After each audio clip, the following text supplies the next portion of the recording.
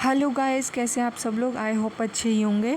मैं आज आप सबके लिए लेकर आई हूँ एमएससी सेकंड सेमेस्टर की क्वांटम केमिस्ट्री की 4th यूनिट का एक टॉपिक। आपकी क्वांटम केमिस्ट्री में 4th यूनिट है इलेक्ट्रॉनिक स्ट्रक्चर ऑफ एटम्स, और उसमें एक टॉपिक है spin orbit coupling. Most important topic है फॉर शॉर्ट क्वेश्चन। मोस्टली ये शॉर्ट क्वेश्चन में आता है 7 नंबर के मार्क्स में, ठीक है। तो मैं इसके हैंड रिटन नोट्स आपके लिए लेकर आई हूँ। तो what is spin orbit coupling? It refers to the interaction between an electron's spin and its orbital motion, influencing the energy level of atoms and affecting atomic spectra and behavior of electrons in magnetic field. Spin orbit coupling क्या होती है? Interaction होती है electron के spin और उसके orbital motion के बीच में, उसी को स्पिन ऑर्बिट कपलिंग कहते हैं। जैसे कि आपको नाम से भी पता चल रहा होगा कि स्पिन और ऑर्बिटल मोशन के इंटरेक्शन को स्पिन ऑर्बिट कपलिंग कहते हैं। In case of hydrogen atom, an electron with spin half orbits around the nucleus itself with spin half. Spin क्या होता है? आपने क्वांटम नंबर्स में पढ़े होंगे, 4 टाइप के क्वांटम नंबर्स होते हैं। Principal quantum number, azimuthal quantum number, magnetic quantum number and spin quantum number. ये वो स्पिन क्वांटम नंबर है जो कि ओरिएंटेशन को डिस्क्राइब करता है। तो in case of hydrogen atom, an electron with spin half orbit around the nucleus itself with spin half. If we ignore the nuclear spin and focus on interaction between the electron spin and its orbit around the nucleus, this leads to finding structure in atomic spectra. हम इससे क्या करते हैं? Atomic spectra को determine कर सकते हैं। Spin की वैल्यू हाफ होती है, मतलब एक ऑर्बिटल में 2 स्पिन होंगे, एक होगा प्लस हाफ, एक होगा माइनस हाफ, ठीक है। ये होता है। अब next, the total angular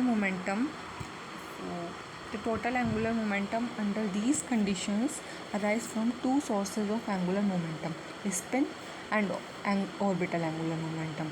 spin को हम रिप्रेजेंट करेंगे एस से एंड ऑर्बिटल को हम रिप्रेजेंट करेंगे एल कैप से, ठीक है। तो टोटल एंगुलर मोमेंटम क्या हो जाएगा? एल प्लस एस, ठीक है।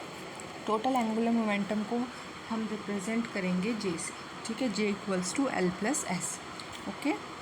अब the operator L and S commute as they are completely independent degree of freedom. The allowed value of J R, J की allowed value क्या होगी? L minus L, L minus S plus 1 and so on. Okay. Multiplicity occurs when several levels are close together and is given by formula 2s plus 1. आपने पढ़ा होगा multiplicity हम कैसे निकालते हैं? 2s plus 1 से, ठीक है। ये फॉर्मूला होता है मल्टीप्लिसिटी का। Next, the spin orbit coupling of atomic level are typically denoted using the term notation. अब ये देखो, ये क्या हो गया? एल ऊपर क्या हो गया? ये स्पिन मल्टीप्लिसिटी, ठीक है। जे क्या हो गया? ये हो गया एंगुलर मोमेंटम, ठीक है। तो एल यहाँ पे क्या डिनोट करता है? एस पी डी एफ और एल इक्वल्स टू 0 1 2 3। अब देखो, अगर एल की वैल्यू 0 होगी, ठीक है, तो हम यहाँ पे लेंगे एस। कहाँ पे लेंगे? ये इसकी जगह, एल की जगह। अगर एक सेकेंड, अगर एल की वैल्यू 0 है तो हम यहाँ लेंगे एस, ठीक है। अगर एल की वैल्यू 1 है तो हम लिखेंगे पी, ठीक है। ये एल की वैल्यू 2 है तो हम लिखेंगे डी, एल की वैल्यू 3 है तो हम लिखेंगे एफ। ये आपको याद रखना है, ठीक है। और यहाँ अगर हम पूछे तो ये वाला छोटा एल क्या है? स्मॉल एल, ये है एजिमुथल क्वांटम नंबर, ठीक है।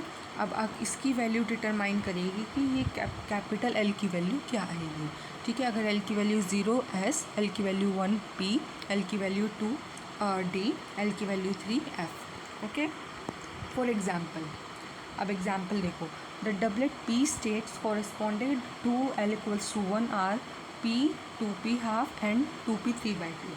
अब ये देखो कि ये और ये कैसे आया, ठीक है। इन्होंने दे दी एल की वैल्यू 1 है, एल की वैल्यू 1 है तो मैंने क्या बताया? क्या लिखेंगे हम? पी लिखेंगे, ठीक है। अब इसकी निकालते हैं जे की वैल्यू। जे की वैल्यू क्या होती है? एल प्लस एस, जो भी हमने पीछे पढ़ी। एल क्या है? 1, ठीक है। ये एल 1 है। एस की वैल्यू क्या होती है? हाफ।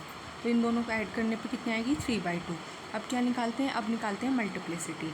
मल्टीप्लिसिटी कैसे निकलेगी? मल्टीप्लिसिटी निकलेगी 2s plus 1 से, ठीक है। 2 एस की वैल्यू हाफ प्लस 1 आ गया 2, ठीक है। ऊपर क्या लिखते हैं? ऊपर 2s plus 1 लिखते हैं।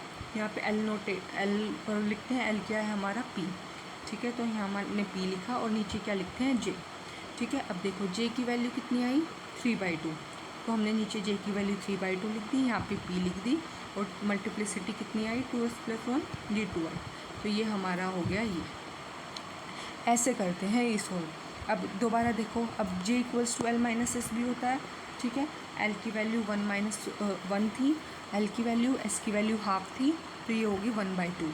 तो अब क्या किया, ऊपर क्या लिखा 2s+1। 2s+1 कितना आया बताओ, 2 आया था, ठीक है। p क्योंकि L की वैल्यू 2 थी, ठीक है, L की वैल्यू 1 थी इसलिए p आया, और ये हाफ आया, ये हमने हाफ यहाँ लिख दिया।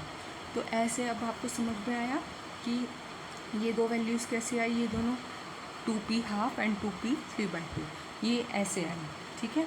अब नेक्स्ट एग्जाम्पल से, एक और एग्जाम्पल से आपको क्लियर हो जाएगा। The doublet d states correspond to L = 2 are 2d 3/2 and 2d 5/2।